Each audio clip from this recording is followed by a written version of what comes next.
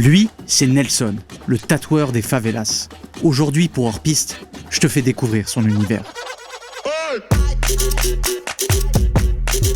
Une chose est sûre, c'est que j'ai toujours voulu croire en mes rêves. Je vais tatouer une horloge, un sablier, une rose. C'est pas qu'un simple tatouage. C'est quelque chose qui représente le décès de son papa, alors du coup il y a une autre émotion. J'ai toujours été attiré par les esprits libres. Déchirer les pages, sortir du cadre, danser hors des lignes. J'en ai fait le projet le plus important de ma vie. Un média humaniste qui s'appelle Hors Piste. Chaque épisode plonge dans la vie d'un esprit libre. Leur univers, leur parcours m'ont profondément touché et inspiré. Aujourd'hui, on va rencontrer Nelson, le tatoueur des favelas. Est-ce que l'art peut changer la vie ? Est-ce que créer, c'est se recréer soi-même ?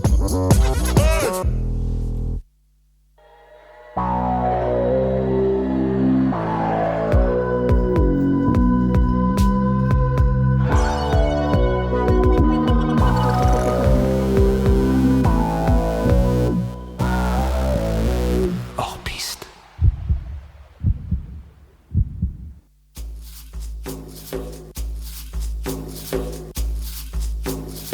Depuis toujours, les tatouages marquent la peau et traversent le temps. Il y a 5000 ans, c'est un accident qui crée le premier tatouage. Otzi, l'homme des glaces, perce sa peau à l'aide de charbon de bois pour soulager ses rhumatismes. En Égypte, les prêtresses se parent de symboles sacrés pour se protéger dans l'au-delà. Alors qu'en Polynésie, le tatao est une carte de vie. Au Japon, les yakuza bravent les interdits avec des œuvres colorées, puissantes. Chaque civilisation puise dans le tatouage une force mystique, un reflet de son identité. Puis vient l'époque moderne. Marins, esclaves, bandits, marginaux. L'encre devient leur cri de liberté. Avec la machine électrique au XIXe siècle, l'art explose. Les tatouages deviennent un langage universel. Ils sont l'écho des luttes, des rêves et des souvenirs. Aujourd'hui, une personne sur 8 est tatouée dans le monde. Et Nelson en a fait quelques-uns. Salut, moi c'est Nelson, alias Angel Tattoo LC. Viens avec moi, je vais te raconter mon histoire. Ce que tu détestes le plus. Mes ennemis, Ce que tu aimes le plus au monde. mes enfants et ma femme et ma famille. Ton chanteur préféré. Les sangs de pays, Une date marquante de ta vie. la naissance de mes enfants. Ton plus grand talent. Je pense le tatouage. Ton film préféré. A Star is Born. Le meilleur des bandits. Tony Montana. Ton numéro fétiche. Le 13. Ton tatouage favori. J'ai un 2 au niveau du torse, parce que pour moi on fait pas 2 fois la même erreur. L'émotion que tu dois contrôler. Mes nerfs, Ce qui te révolte le plus. l'incompréhension. Ton expression préférée. Jobard. C'est un peu aussi pour ça que je fais ce métier, que j'aime ce métier-là. Parce que tu participes en fait à un moment de ta vie en fait que tu veux imager en fait tu sais, et graver, tu vois. Moi aussi, tu vois, j'ai beaucoup de choses en fait qui font partie de la religion, de mes enfants, de décès, tout ça. Et je fais beaucoup de tatouages pour ça en fait. Mon rituel c'est mes tongs. Ça fait 15 ans en fait que je tatoue avec les mêmes tongs. Toutes les conventions, j'ai mes tongs. J'aime pas être tout seul. Même quand je peins et tout, tu sais, je fais des dessins, un truc comme ça, j'aime bien toujours être entouré. J'ai quelqu'un avec moi pour discuter. Nelson, même dans l'histoire du cinéma, il y a eu d'abord le noir et blanc, puis la couleur. Toute ta jeunesse, tu t'es cru dans un film, dans un décor de conneries et de bandits. Sur scène, ta colère, c'était ta lumière. On n'oublie pas le noir et le blanc de la vie. Notre enfance, notre passé, tout ça nous colle à la peau. La mémoire laisse des cicatrices. Toi, t'en as fait des œuvres d'art.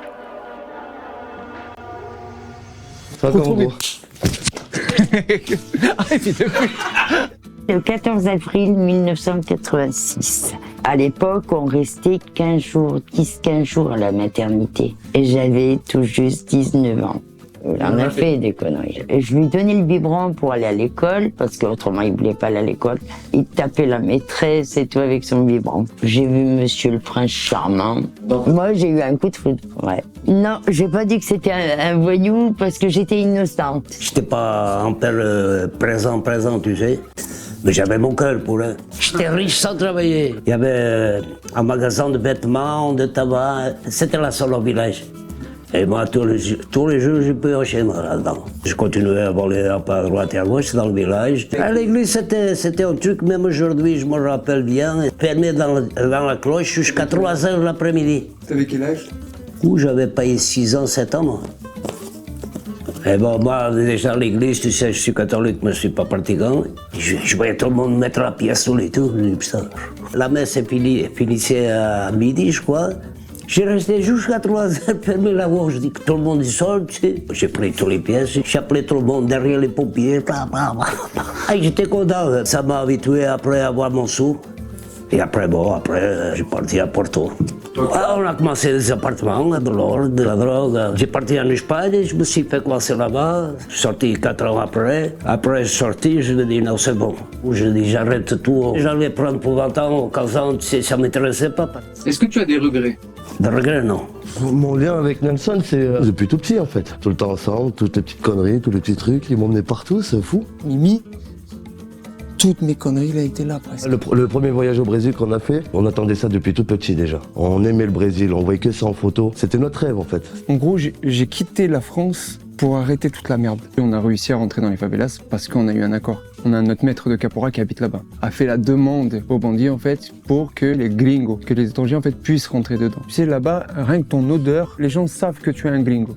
On arrivait à des soirées avec mon cousin des fois, les gens venaient vers nous, ils disaient j'ai senti ton odeur, je savais que t'étais là. Et en fait ça a été oufissime. Il y a un Français, il est trop fort, tout le monde voulait des tatouages. J'ai regardé mon maître de caporal, tu vois. Mais en fait c'est cette vie-là que je veux. C'était là le déclic. Il m'a dit allez c'est parti, tu veux un salon. J'avais un truc qui faisait 10 mètres carrés quoi. Je rentre dans la faverne, la nouvelle s'est propagée en fait. Quand tu vas caguer un truc comme ça, tout le monde est au courant, tu vois, c'est oufissime. J'aimais bien en fait.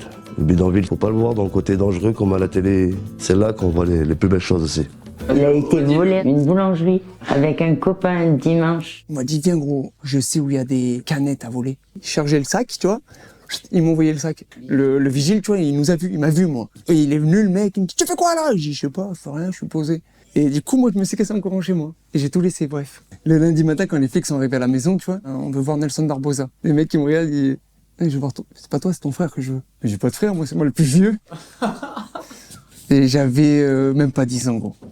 Je me suis fait griller, tu sais pourquoi? Parce que j'avais pris mon sac de piscine, gros. Du coup, j'avais mon nom dessus, du coup, Je peux pas dire qu'on a manqué du père, hein, parce qu'il était là, en fait, mais il était là. Tu vois, sans être, tu vois. Il a toujours été là, mais il nous a élevés un peu plus à la dure, en fait, sans être démonstratif, tu vois. Et à l'adolescence, j'ai commencé à traîner avec tous mes potes, avec des voyageurs et tout. Ça a été les scooters, après on est passé aux voitures, et après, après les magasins, les cambriolages, les ci, les cela, tu vois. J'ai toujours voulu prouver à mon père. J'ai toujours voulu prouver à mon père que moi aussi je vais faire un truc de ouf comme toi. En fait, je voulais toujours que ça vienne à ses oreilles, tu vois. Tu fais de l'argent, en fait, tu vois, et qu'est-ce que tu vas aller travailler pour faire? Et il est où l'argent maintenant? Il est où l'argent, exactement. Et c'est ça aussi qui te fait percuter, en fait. Parce qu'avec de l'argent comme ça, en fait, tu peux pas faire des bonnes choses, en fait. J'ai mes potes là-bas, ils me disaient tout le temps, t'as jamais été racketté, gros. Les épiciers, les ci, les cela, gros, tout le monde se fait sauter. Alors, gros, c'est trop bizarre, toi. Et c'est un soir, en fait, je ferme le shop, t'as 2 mecs qui arrivent, et t'as un troisième qui reste à l'écart, tu vois. Le mec, il dit, ouais, c'est toi le gringo, là, qui vient de je sais pas d'où. Je crois qu'il avait 8 téléphones. C'était chaud pas. En fait, ça devait être une grosse tête, tu vois. Et là, ça fait une atmosphère, en fait. Oh là, ils sortent des liasses de la poche, tu vois. Il me dit, on va te payer, tu vas voir, tu vas gagner beaucoup d'argent ce soir. Comment t'as dit, ah merde, j'ai besoin de bif. J'ai fermé le portail, et là, je les ai tatoués toute la nuit. Je me rappelle, c'était une couronne avec le nom de leur mère, ou tu l'appelles ta reine. J'ai tatoué, je suis parti, je suis rentré dans la favela. Tous mes potes m'ont insulté, parce qu'ils savaient pas où j'étais passé, en fait, tout le monde s'inquiétait, tu sais. Tout le monde s'inquiétait, nanana. Du coup, j'ai dit, mais non, j'ai tatoué des bandits, je sais pas d'où, les gars. Quoi? Va, il faut y aller, on va les buter. J'ai dit, c'est cool, les gars, ils sont gentils. Non, ils ont pas à venir ici, tu vois. Et j'avoue qu'ils m'avaient proposé une dinguerie, tu vois. Tu nous blanchis de l'argent en France. J'ai pas. Oublie. Je suis venu ici pour arrêter tout ça. Et c'est pas pour me remettre dans la merde, tu vois. Dieu m'a donné ce don dans les mains, sinon... soit je serais mort, soit je serais en prison, je serais dans le bâtiment, en fait, tu vois. Là-bas, tu n'as pas le droit de te battre. C'est interdit. Si tu respectes pas ça, en fait, t'as des jugements, on appelle ça. C'est les bandits, en fait, qui font leur propre jugement. Tu passes devant des gars et tout, c'est jobard. C'est pour que la favelas, en fait, elle a un bon déroulement. Je vois Mimi, il arrive, gars. Tu vois le voisin, là, à côté, là, il veut me mettre une balle dans l'œil. Je dis, ouais, gros, ici, s'ils te le disent, c'est qu'ils vont le faire, là. Viens, on y va. Jugement, gros. Qu'est-ce qu'on fait là, gros? Il y a le jugement et tout. Bref, on a été vers les bandits. Qu'est-ce qui s'est passé? Pourquoi ça s'est passé ça? Et le gars, il a été jugé, du coup, il a été puni, tu sais. Il a dû ramasser des coups de bout de bois, là, mouillés, en fait. Ouais. Ils disent que le bois mouillé ne casse pas. Voilà. Madeira molhada não quebra. En fait, eux, là-bas, ils disent une vie pour une vie. Tu tues quelqu'un, il te tue. Mon premier tatouage, pareil, des voyous, nanana, eux, ils se tatouaient entre eux, tu vois. Et en fait, ils prenaient 3 aiguilles à coudre et ils trempaient dans l'encre de Chine. C'est pas du tout des artistes ou des tatoueurs ou quoi que ce soit, hein. C'est qu'eux, ils écrivaient leur histoire sur eux, tu vois. Et je dis, moi aussi, je suis tatoueur, venez, on va se faire un truc de gang. Je suis autodidacte. Je n'ai jamais eu de formation en fait dans le tatouage, je n'ai pas fait d'apprentissage dans le tatouage ni rien. Après j'en avais marre de faire à la main, tu vois. Du coup, boum, j'ai créé ma machine. Ah mon gros, vas-y, fais-moi un tatouage et tout. Et après c'est comme ça en fait que c'est parti. Mais j'étais un milieu en fait, j'imaginais ce qui allait m'arriver. J'ai pas fait le tatouage pour l'argent. J'ai vraiment fait le tatouage parce que j'ai aimé en fait, j'aime ça en fait. J'ai toujours été caméléon. Je peux m'adapter en fait à n'importe quel environnement, tu vois. J'ai eu tatoué des gros bandits et comme j'ai eu tatoué des hommes politiques, on va dire, tu sais, au Brésil en fait, vraiment que je voulais vivre de ça en fait. Voilà, c'est le tatouage et rien d'autre en fait. Et je sais que je suis bien dans ce truc-là en fait. C'est quoi les premiers tatouages qu'il t'a fait, Nelson? C'est une rose, comme ma mère s'appelait Rose. Ouais, j'ai là tous les noms de ma famille, j'ai les portraits de mes enfants, j'écris mon histoire sur moi en fait. Depuis tout petit, moi j'ai toujours été dans l'extrême, que ce soit en violence, que ce soit en amour, que ce soit en travail. Dans la vie, ouais, faut avoir Nelson. Et moi, je l'ai du coup. On a vécu beaucoup de choses, beaucoup de tristesse, on a vécu beaucoup de bonheur, on a vécu beaucoup de joie, on a vécu la misère. Et on est là aujourd'hui. Et grâce à eux aussi, c'est l'homme que je suis aujourd'hui. J'aime, c'est mes parents. C'est là aussi, c'était... Tu dansais pas la capoeira, mais t'aimais déjà danser, Nels. C'est après qu'il a commencé la capoeira aussi que ça l'a commencé. À la capoeira, j'étais quelqu'un, en dehors, je faisais de la merde, tu vois.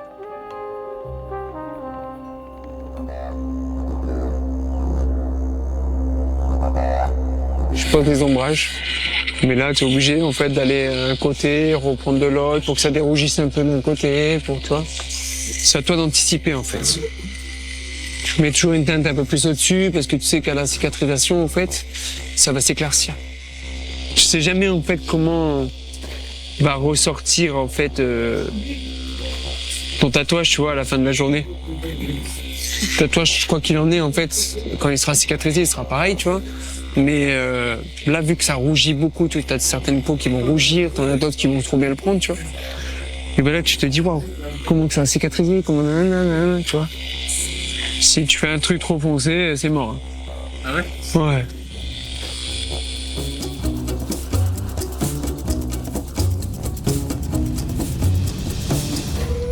Il y a tous mes amis d'enfance du Brésil et tout ça qui sont là et tout ça. Ça va être la grosse retrouvaille. Ça fait des années qu'on s'est pas vus. Je suis trop content en fait de les revoir. Putain. Oh yeah! Tem capoeirista aqui?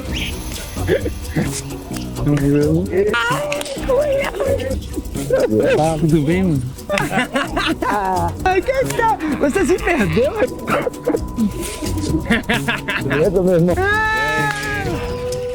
Est-ce que tu peux nous raconter ce qu'on fait là ce soir? D'aujourd'hui, en fait, c'est une œuvre caritative. Là, on a une démonstration de capoeira avec un groupe qui vient tout droit des favelas de Sao Paulo. Et on distribuera nous-mêmes, en fait, la nourriture, les médicaments, des jouets aussi pour les petits-enfants et tout ça qui sont dans le besoin, en fait. Grâce à la capoeira, en fait, regarde, ça leur ouvre les portes de la France. Quand j'ai commencé à voyager, c'est grâce à la capoeira. Le premier truc où il a été sérieux, c'est la capoeira. Começou como aluno e chegou à graduação de professor de capoeira.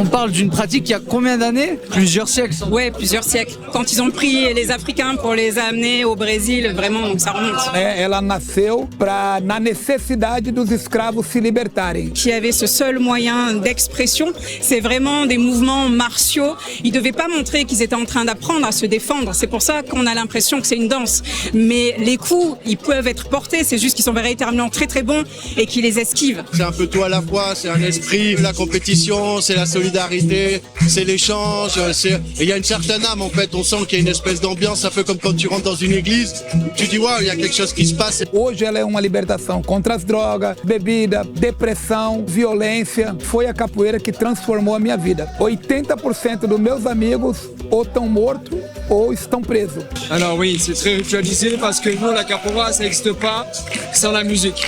C'est ce qui nous donne cette énergie. Et là-bas, en fait, on appelle ça bataria. Les plus gradés, en fait, qui vont prendre les instruments. Avec au milieu le berimbau, qui est l'instrument central qui appelle les autres instruments à jouer à un certain rythme. Il n'y a pas de catégorie. Regarde, là, il va passer avec un poids lourd. Tu peux jouer contre une femme, contre un enfant ou contre un mec qui fait 200 kilos. C'est plus un art de la rue, donc c'est n'importe qui peut faire. Et des fois, ça chauffe vraiment avec un poids plume et un poids lourd. Pas forcément le poids lourd qui va gagner. Ouais, donc il y a vraiment quand même cette notion de qui gagne à la fin. En fait, on cherche pas forcément à gagner, on cherche à créer un dialogue avec l'autre personne, sans mots, avec le corps. C'est un jeu de questions-réponses. Donc je m'appelle Raphaël, je suis un ami donc de Nelson, on se connaît, ça fait plus de 25 ans. Ça a été à travers la capoeira. Je m'appelle Mestre André, moro no Brasil, sou mestre do Nelson, que é no mundo da tatuagem Nelson, mas dentro da capoeira é o Pivete. C'était pas du tout le même qu'aujourd'hui. Nelson a compris que la vie, ça allait pas être un clip de rap de Snoop Dogg. Quand il a fait des conneries, il les a fait à 100%. Et quand il a fait après les bonnes choses, il les a faites aussi à 100%. La capoeira, il l'a fait toujours à 100%. Je pense que c'est sa manière à lui de se cadrer, en fait. Et j'ai vu que c'était un autre Nelson dans sa carrière, elle a évolué. Então ele teve sucesso tanto na parte da capoeira quanto na parte da artística, da tatuagem, né? Aujourd'hui, c'est devenu une référence, que ça continue comme ça encore 50 ans, et puis on verra comment il sera avec sa peau toute fripée, avec tous ses tatouages dégueulasses. Allez, ciao. Tous ces gens-là que vous voyez, en fait, c'est tous des gens des favelas. Même ce qu'ils n'avaient pas, ils me donnaient, en fait. Et c'est pour ça que j'ai voulu faire ça aujourd'hui. Même quand j'étais rien ou quand j'avais rien, vous avez été là. Merci en tout cas à tous. Merci à ma femme. Merci à toute mon équipe. Le Brésil, c'est vraiment le peuple de la fête. Chez nous, on dit alegria, la joie, la bonne humeur, la fête.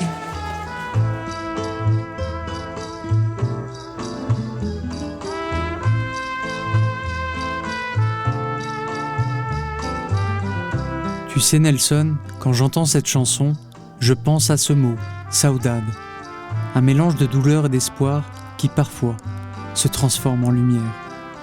Le Brésil et le tatouage t'ont offert ta seconde vie. En 2011, il est temps de revenir à Clermont, avec l'envie de faire de chaque peau un tableau, des traits, pour l'éternité. Tu ouvres un premier salon, le tatoueur des favelas se fait un nom, avec style et toujours en tongs. En 2025, c'est l'apothéose. Tu finis 2e au mondial du tatouage, la plus grande compétition. Puis vient l'ouverture d'un nouveau salon, une page de plus, gravée en grand.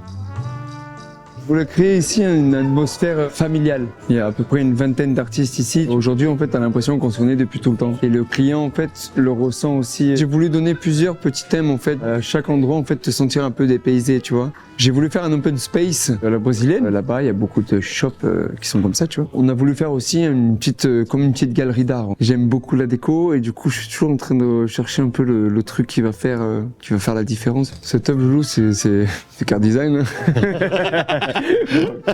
Meilleur client de Et du coup, en fait, j'ai un tatoueur, en fait, il fait du NPOC. Il n'a pas de machine, c'est à l'aiguille et point par point, voilà.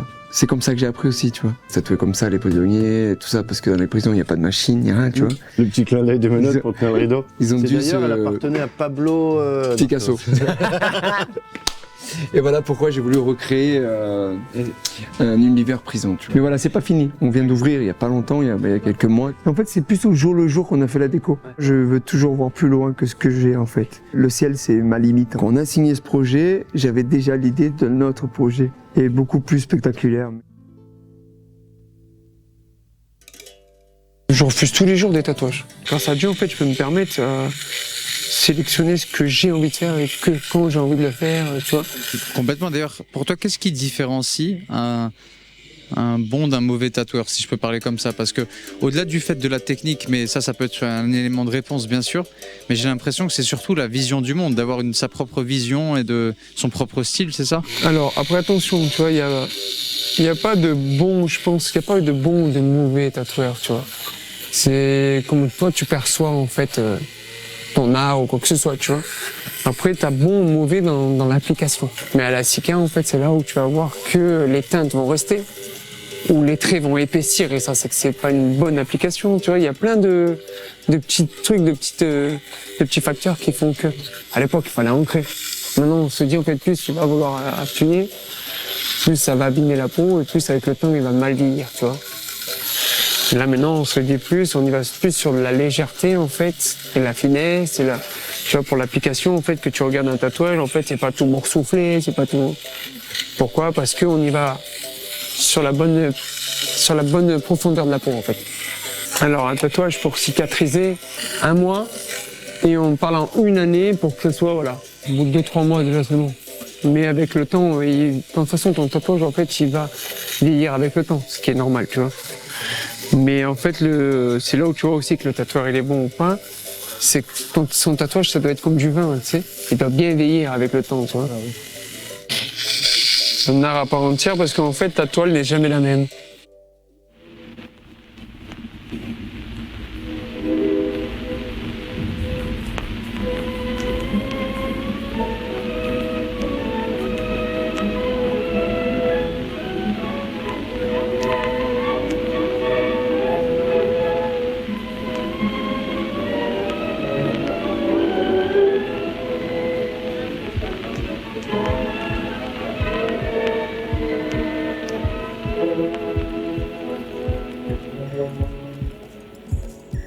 Moi, c'est Audrey, donc je suis la femme de Nelson. Moi, j'étais en couple, 2 enfants.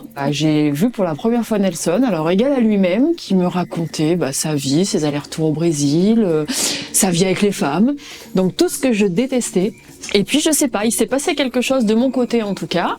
Je peux pas expliquer pourquoi. Je l'écoutais, il m'écoutait, et puis ça s'est passé comme ça. Et il m'envoie ce message où il me dit j'attends ton feu vert pour pouvoir te draguer. Bon, et moi je lui réponds tu l'as depuis longtemps en fait. Il me disait dans 15 jours je pars vivre au Brésil définitivement. Ok, bon, et là les questions se posent, qu'est-ce que je fais, qu'est-ce que je fais pas. Donc pour moi mon couple était cassé déjà étant donné que j'avais rencontré cette personne-là. Je dis on va vivre le truc à fond. Il a pris l'avion, on s'est écrit, on s'est appelé tout le temps, et je crois qu'au bout de 10 jours il m'a dit je rentre. Du coup il est revenu du Brésil. Donc moi j'ai tout quitté et j'ai dit maintenant on se met où, on fait quoi? Et on a pris la maison tout de suite tous les deux, tous nos enfants tous ensemble, et là a commencé la vie à 2. Et là c'était une période où quand tu crois que tout va bien et au final tu connais pas tellement la personne, et les vieux démons de Nelson sont revenus à ce moment-là. On était toujours dans les reproches, toujours dans l'agressivité, dans ce jeu-là qui était hyper malsain. Il part au Brésil seul, il revient. Et là, fatigué, pas bien. Et un jour, je le revois dans la salle de bain cracher du sang. On est parti aux urgences. Et là, le mec lui a passé la caméra dans la bouche. Et il m'a dit, voyez, il y a une balle de ping-pong au fond de la gorge, là. Et là, il nous dit, pour moi, c'est une tumeur. Nelson n'a pas du tout, une tumeur, c'est pas grave, on opère et puis on l'enlève. Donc on programme le rendez-vous de la biopsie. Et je me revois dans cette salle où après, ils nous convoquent tous. Donc tu avais le chimiothérapeute, radiothérapeute, l'ORL, etc. Et ils me poussent la boîte de mouchoirs. Et ils me disent, donc voilà, vous avez un cancer du cavum. Et là, tu te dis, on est ensemble depuis 1 an et demi, on a 33 ans tous les deux, et on va être confronté à ça, un stade hyper avancé. Pour le cancer du cavum, il y a un cas sur 10 000 en France, c'est les gens qui voyagent beaucoup dans les pays asiatiques, donc pays qu'il n'a jamais fait. Donc moi, bien sûr, je pleure, et il nous dit, je vais le mettre à genoux, mais par contre, je vais le sauver. Il n'était pas bien, mais je pense pas qu'il avait réalisé vraiment à ce moment-là la gravité, on va dire, de la chose. Il avait très peur de perdre ses cheveux, Nelson. C'était la première question qu'il a posée. Et je l'ai accompagné. Il ne voulait pas dormir tout seul. Après, il n'a plus pu s'alimenter. Donc tout était brûlé, il n'avait plus le goût, il n'avait plus rien. Donc pour moi, il fallait qu'on y aille. Il fallait qu'on y aille tous les deux, il fallait qu'on se batte ensemble. Il se faisait des vidéos, il filmait l'étape de la maladie au cas où, je pense, qu'il parte et qu'il laisse une trace à tout le monde. Ouais, on s'est toujours interdit de prononcer le mot cancer, donc on l'appelait Sophie. Voilà, c'était Sophie, il fallait qu'on batte Sophie et de jamais pleurer tous les deux, jamais. Je le revois convulser des heures entières dans un lit. Et un jour, je dis, écoute, j'en ai rien à foutre, je me mets dans le lit avec toi. Et là, on s'est mis front contre front et ça l'a calmé. À chaque fois que Nelson convulsait, à chaque fois on se blottissait tous les deux comme ça passait. Je me suis jamais dit qu'il allait partir. Jamais. Ça, c'était quelque chose que je refusais. J'avais tout quitté pour vivre une histoire d'amour. Et au final, tu te dis, en fait, je suis pas partie pour tout ça. J'ai vu des psys qui venaient me voir et elles me disaient, soit vous l'accompagnez jusqu'au bout, parce qu'il y en a beaucoup qui rentrent à deux et qui sortent seuls au final. J'ai pas trouvé une faille en moi pour me dire un jour, je suis fatiguée. J'avais pas le droit d'être fatiguée. Je devais être là pour lui, je devais le brancher. Alors il avait un caractère horrible au début. Quand il a pris la maladie, il a été méchant, mais puissance 10 000 avec moi. Et après, il me disait, en fait, je voulais que tu partes parce que je voulais pas que tu me vois comme ça. C'était pas l'histoire d'amour qu'on voulait, en fait. Mais je pense qu'on s'est sauvés mutuellement. Moi, il m'a rendue plus forte. Et moi, j'ai essayé de le sauver par rapport à tout ça, quoi. Quand il s'est passé ça, je me suis dit, en fait, je peux pas le lâcher parce qu'il y a une connexion entre ce mec et moi que je retrouverai plus ailleurs, en fait. Des traitements, radiothérapie tous les jours et on faisait des chimios 1 semaine sur 2. C'était très, très compliqué et du coup, IRM de contrôle. Et quand il a eu son rendez-vous avec son radiothérapeute, qu'on a passé l'IRM et qu'il lui a dit, ça y est, vous êtes en rémission. Ça l'a pas apaisé parce qu'après la maladie, là, on s'est séparés. C'était un amour trop passionnel, en fait. On peut se détruire autant qu'on s'aime. C'était séparé, j'ai pris mes enfants, déménagement, je suis partie vivre à Paris pendant 2 ans. Et là, un jour, je suis sur mon canapé, je reçois un mail.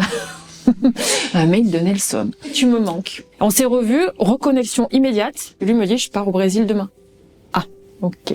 Il rentre du Brésil, à l'aéroport de Lyon, revenant du Brésil, alors qu'on s'était séparés depuis des mois. Là, il me dit, peux-tu m'épouser? On voulait revivre ensemble.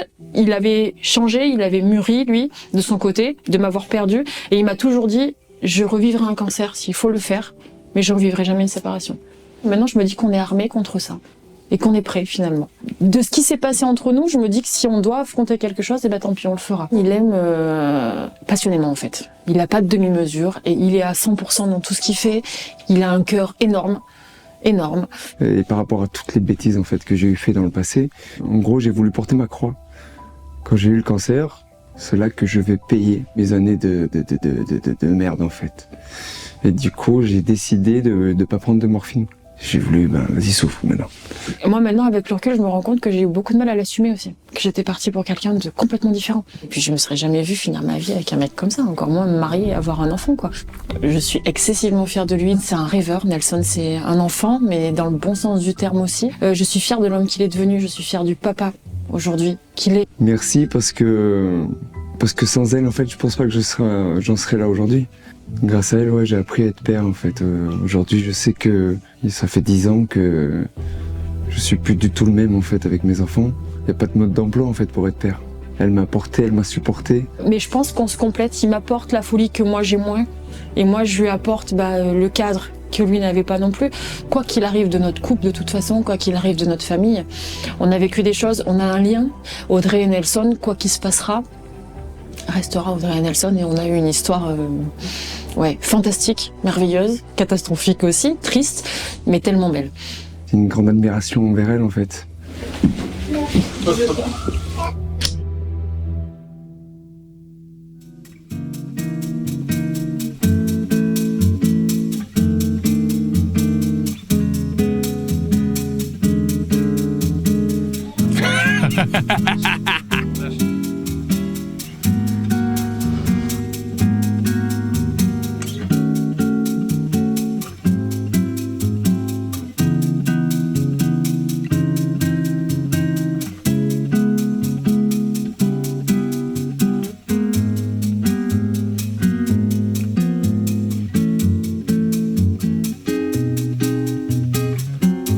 C'était une vraie fierté, un vrai plaisir pour moi d'avoir passé ces 3 jours avec toi. J'en ai énormément appris sur ton parcours.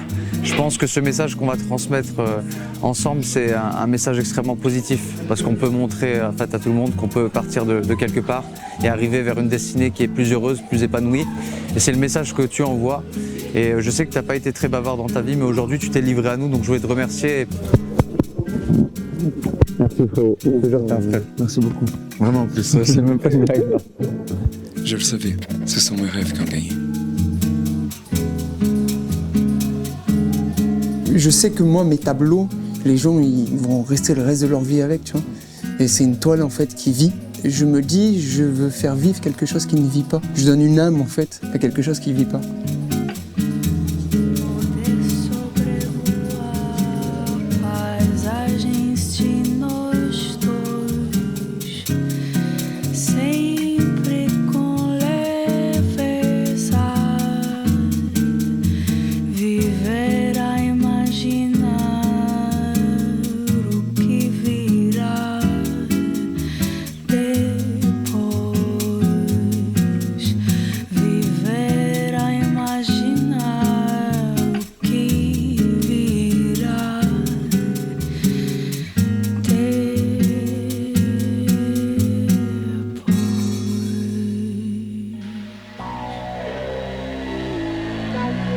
Thank